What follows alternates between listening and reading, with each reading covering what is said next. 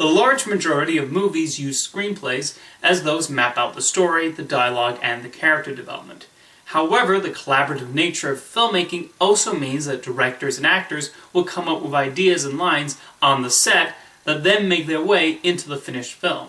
This has led to classic moments in cinema history, as well as times where obvious improvisation can affect a film's quality.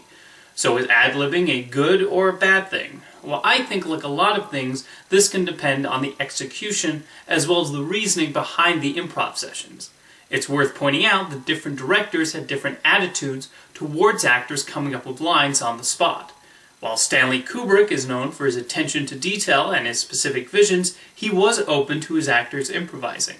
When he collaborated with Peter Sellers on Lolita and Dr. Strangelove, he let him come up with his own dialogue, leading to hilarious moments like the President's telephone call in Dr. Strangelove. Iron Man is seen as this large-scale special effects blockbuster and the start of the Marvel Universe. But a large chunk of the dialogue was actually improvised, with Jon Favreau treating the movie more like an independent film. I think this helped Robert Downey Jr. inject a lot of his own personality into the role of Tony Stark.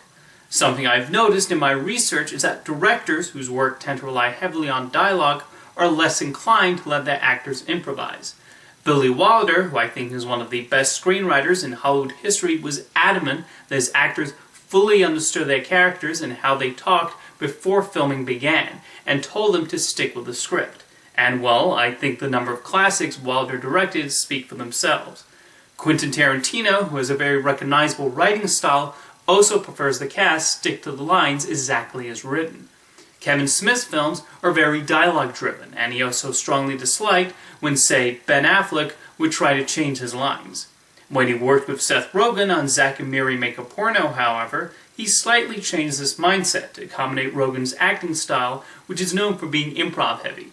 The Coen brothers also prefer their actors say the dialogue exactly as written, including every and ah. Peter Stormare thought his line, "Where is Pancake's house?" in Fargo was a typo. When he said it in the grammatically correct way, one of the Coens immediately told him he said the line wrong. This mentality was also shared by some of the silent comedy directors. Charlie Chaplin mapped out his gags so specifically that he told his actors how exactly to move and react. Because so many of Buster Keaton's films were centered around dangerous stunts, he especially had to coordinate and plan everything beforehand to make sure everything went off without a hitch. Of course, you have your fair share of actors known for their heavy improvisation. Probably one of the most famous for his improv sessions was Robin Williams.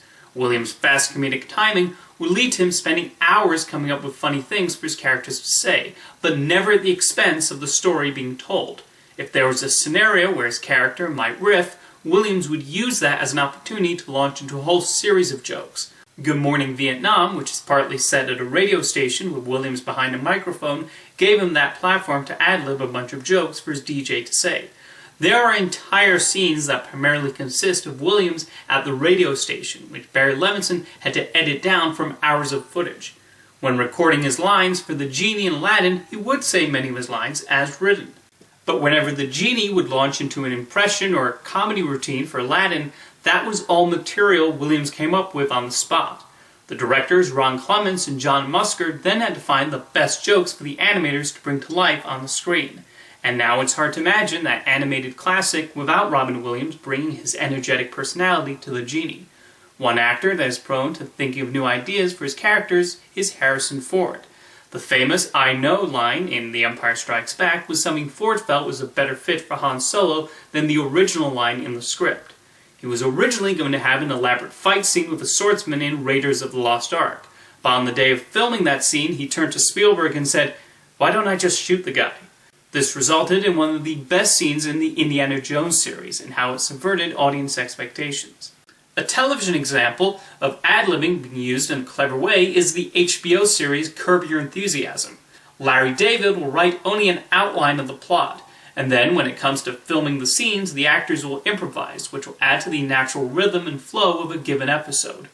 British director Mike Leigh is known for working in a similar way, writing only a basic premise and then letting the actors discover the characters and their dialogue over rehearsal sessions.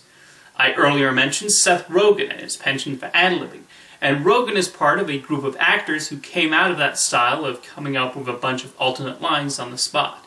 Judd Apatow, a frequent Rogen collaborator, is famous for allowing this on his sets, as is Paul Feig. The Apatow influence is large enough that it has spread to many modern comedies.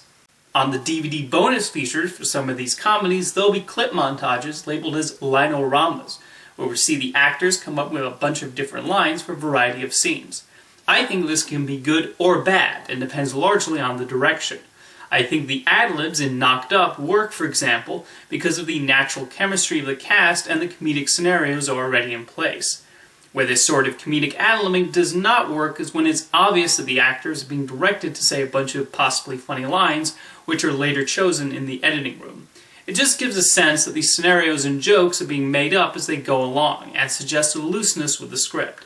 This can sometimes lead to scenes going on too long, because the filmmakers are not sure when to cut. Bridesmaids is a film I encountered this problem. I do like many of Paul Feig's work, including his television series Freaks and Geeks, but in Bridesmaids the scenes just seem to go on, causing the story to grind to a halt.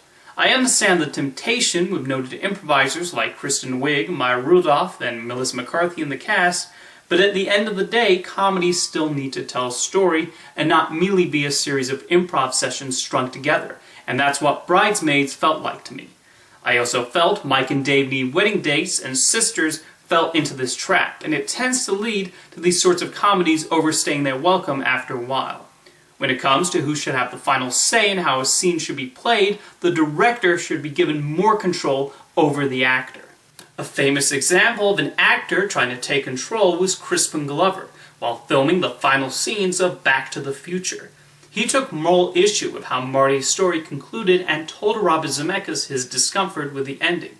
Zemeckis pretty much responded by telling Glover to just do the scene, and to be honest, I have to side with Zemeckis in this situation. Putting aside my own opinion that Glover misinterpreted the message, Back to the Future was Zemeckis' story and vision, and if he felt that was the way the film should end, that was that. If the director is giving specific instructions and the actor decides, no, I want to do it this way, I think the director should be the one to decide whether he agrees with that acting choice or not. If the director is insistent that the role be played in a specific way, the actor should follow those instructions rather than disrespect the director's wishes. If the director is telling you, the actor, play the role like this, don't turn around and do the opposite of what he tells you. You're just going to peeve him or her off and force them to have to change things in post-production or with reshoots. If an actor feels that strongly, they can leave over creative differences and the filmmakers can find somebody else. To use another Back to the Future example, Eric Stoltz was the original actor to play Marty McFly, and while Zemeckis did not think it was necessarily a bad performance, it just wasn't how he envisioned the character, and Stoltz was not able to change his acting to accommodate Zemeckis' vision. So he was replaced by Michael J. Fox, and that likely led to a stronger movie. So overall, I think ad-libbing has led to both a lot of great movies and some not-so-great movies. I think improvisations ultimately depend on how they're used, whether the director feels they can improve their movies, and if what the material the actors are coming up with is strong enough to warrant being in the final cut. Let me know what you think of this issue in the comments, and I'll see you next time.